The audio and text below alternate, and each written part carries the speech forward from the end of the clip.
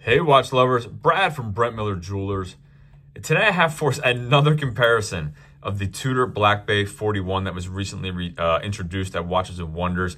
I couldn't help while I had these in stock just grabbing a couple black dials and doing some side-by-side. So if you're getting tired of seeing it, I do apologize, but have a few of them I wanted to post. I didn't want to do them all at one time, kind of spacing them out over here the next couple weeks. So again, the Black Bay 41 versus the Seiko SPB383. I've compared the Tudor to a couple of Omegas, and I thought, you know, let's go with something a little bit less expensive as a comparison. And again, I thought this would be a great option if you were cross-shopping at a cheaper price point. So again, the dimensions on this Tudor, 40.5 millimeters diagonally across, the same 40.5 across the brushed or matte finished aluminum bezel. And then the crystal right around 31.5 millimeters compared to your Seiko here, 42 millimeters straight across. And that's really across the bezel because it does kind of, actually, I guess that is the case. 42 across, but I got the same 42 across the bezel. However, the crystal itself is only 29 millimeters. So you have a smaller crystal on the Seiko than you do on the Tudor. Again, and it wasn't like half a millimeter, 29 versus 31.5. So this does wear, I think, smaller on wrist.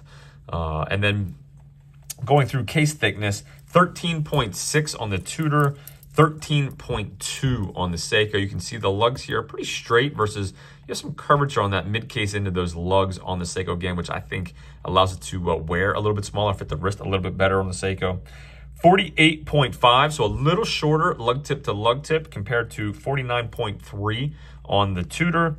And then you have a 21 millimeter lug width tapering to 16 at the last link, back out to 18 at the fold over deployant style clasp. You have the fold over clamshell mechanism here that locks that clasp in place. You do have the T-Fit on the fly micro adjustability, giving you up to 8 millimeters by 2 millimeter increments on the T-Fit. Solid stainless steel case back. Underneath that is the MT5602 U Matos certified movement, 70 hours of power reserve, signed screw down crown, 200 meters of water resistance. You have removable links by screws. What am I missing here? I think I've gone over everything there. Full stainless steel case and bracelet, no links removed, 164.2 grams. Retail price, $4,425. We'll take a listen to the bezel action. Butter smooth, sounds great. The audible on it is terrific.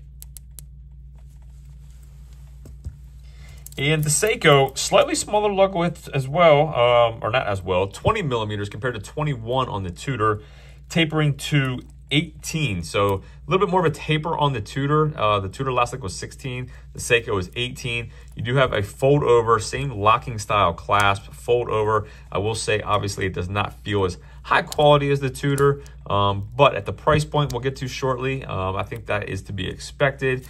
You do have on-the-fly you do not have on-the-fly micro-adjustability, but you do have micro-adjustability built in with 4 anchoring points. If you have a spring bar, the back of a spring bar tool, or whatever, you can use a toothpick there to get that spring bar to move. So you do have micro-adjustability. Again, you do have removable links by, it looks like a pin and collar system here. Solid stainless steel case back. Underneath that is the 6R54 movement. 72 hours of power reserve though. So about the 72 compared to 70, same power reserve. You do have a unsigned screw down crown here at the 4 o'clock position. And you have the same 200 meters of water resistance. So the weight on it, no links removed, stainless steel case and bracelet, 175.4 grams. So about 10 grams heavier than your Tudor. Take a listen to the bezel action on it.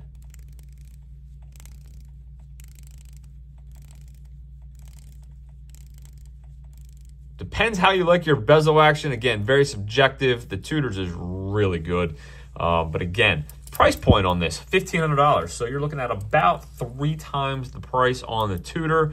And I didn't even mention, you're getting the GMT functionality here on that 6R54 movement. So if you want a GMT function on your dive watch and a date complication, and you want to spend $1,500 or less, I think you have a tough time giving me too many comparisons to this Seiko. So Hope you found the side-by-side beneficial.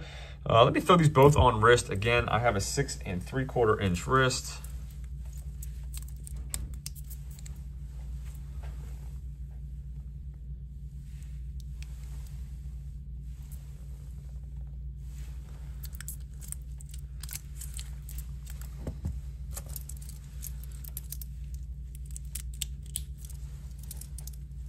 Again, just sits on my wrist. Again, everyone's gonna be different. It just sits nicely with the way the shape of the case and lugs are.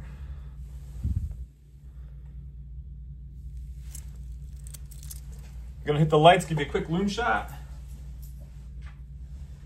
As always, greatly appreciate you watching the videos. Let me know what you think between these two. Where would you spend your money? If there's anything I can do for you, you can find my email in the description, brad@brentlmiller.com. Take a look at the loom. Thanks again for viewing. We'll see you in the next video.